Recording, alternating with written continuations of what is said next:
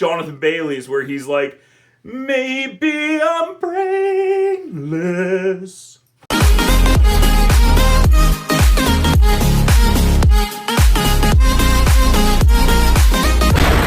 So, after a year of waiting for Act 2, Wicked for Good finally comes out. And I have to first off and say that I really love the music in Wicked the musical. Like, I actually think I enjoy the music better than the actual show itself. I have always found that the Wicked musical Broadway show, Act 1 is a rock and roll concert. Like, it's so amazing to look at on stage. The musical numbers are some of the best in Broadway history. And of course it has that beautiful, amazing song, Defying Gravity, that kind of caps Act 1 and ends Act 1. The musical in the second act is muddled. And this is why, to me, Wicked isn't one of my favorite musicals of all time. What? Because Act 2 is such a mess. I always thought they should have ended the show with Defying Gravity. Like, the show should end there because it's Elphaba's journey of accepting who she is. But I know, like, people want to have a happy ending, and so we got to tell the rest of the story. But I always found Act 2 to be really kind of dull, dark, depressing in some ways, and ultimately not as satisfying as Act 1 is. And it's the exact same thing here with this film. Wicked for Good is nowhere near as exciting and thrilling as Wicked Part 1. And also, that's such a dumb way to have your two movies about one story split in two. Like, one's called Wicked Part 1, and then the next one's called Wicked for Good. Why isn't it just Wicked Part 2? So stupid. Oh, One of many things that are stupid and inconsistent with this film. They kind of retcon The Wizard of Oz.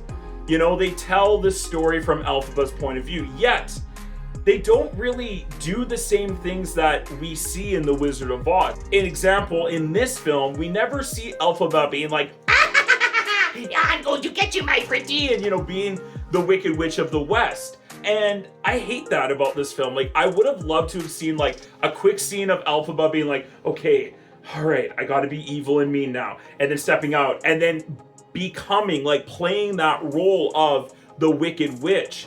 Once we know the backstories about the Tin Man and Fiyero, you're like, why during The Wizard of Oz are they never like, Tin Man? Scarecrow? Like, we know each other. No, it's kind of ignored. And then also at the same time, at the end of this, you know, we know that the Wicked Witch gets a bucket of water thrown on her. And in the very famous scene from The Wizard of Oz, I'm melting! I'm melting! But she, in Wicked, Elphaba never says that. They never show that. They never have that being played. And it kind of, like, in a weird way, this movie kind of shits on The Wizard of Oz a little bit. And I felt the same way about the Broadway musical. So I knew when they were making this Wicked film that they were splitting it into two parts, and I thought that was a major mistake. Big mistake. Big. Huge. And this movie kind of proves why. This film kind of takes the wind out of the first film in a lot of ways. Like, this is definitely a darker film and a darker story, and it changes in Act 2, like in the Broadway show. But not for the better. And I was not changed for good. Now, I'm kind of going into some things that are wrong with the stage musical, but they're just even more amplified now that they're on screen in a film format. Some of the performances in this film feel very muted in comparison to, Wicked Part 1. Like, Michelle Yeoh singing, like, she can't sing, and she has a bunch of singing to do in this film that I was like, ooh, that's cringeworthy. Ariana Grande and Cynthia Erivo are pretty good as their roles, but even their performances just don't feel as fleshed out for some reason than it does in the first film. I don't know if it was just like the first movie is so much about their chemistry, and in this film, in this act of the show, they're not on stage a lot together and they're quite separated, and I think that kind of brings down the movie a bit. And of course, probably one of the biggest standouts is Jonathan Bailey as Fiyero. I thought he was awesome in the first one, and he's really good in this film too. But besides that, like, I just thought overall, this movie just didn't have the same magic as the first one did. It didn't have the same sort of epic, roaring musical that the first act has. It's too bad that the second act just doesn't have the same oomph as Act 1. And actually, in general, the musical numbers in Act 2 aren't as good as the ones in Act 1, clearly.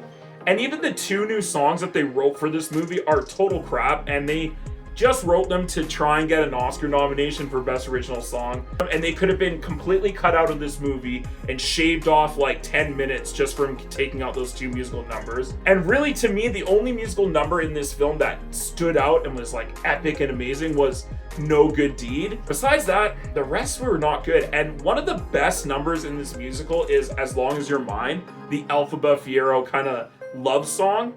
And in this stage play, like, the 2 actors are like intertwining fingers, they're singing their hearts out towards each other. It's this big, soaring, epic, loud, huge number, and it's romantic as hell.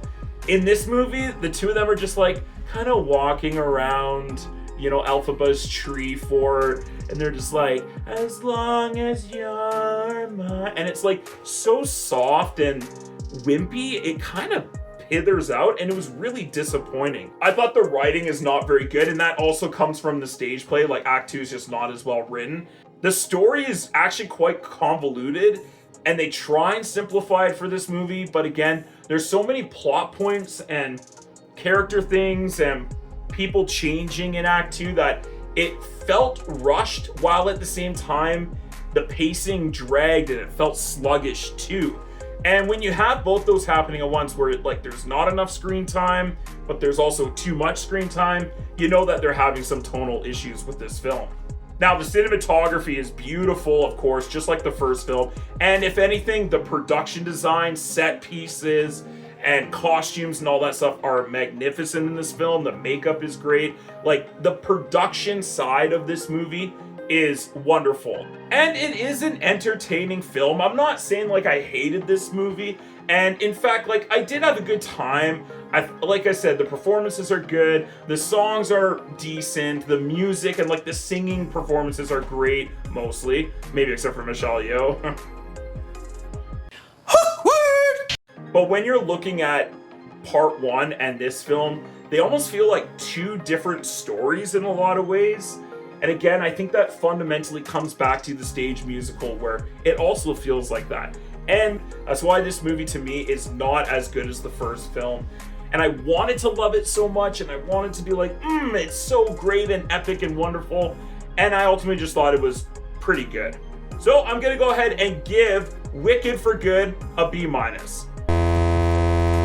Thanks for watching, everyone. If you like this video, make sure you click that like button and subscribe to my channel for more content. Also, comment down below, what did you think of Wicked for Good? Were you a lover of this film? Did you enjoy the first movie? Which one did you like more, part 1 or part 2? Let me know with your thoughts and comments down below. Come back and check out some other movie reviews, such as my most recent 6 films deep of Frankenstein, Shelby Oaks, Good Fortune, Begonia, A House of Dynamite, and Tron Ares, and The Smashing Machine. Thanks for watching, everyone. Have a great day, and we'll see you on the next film.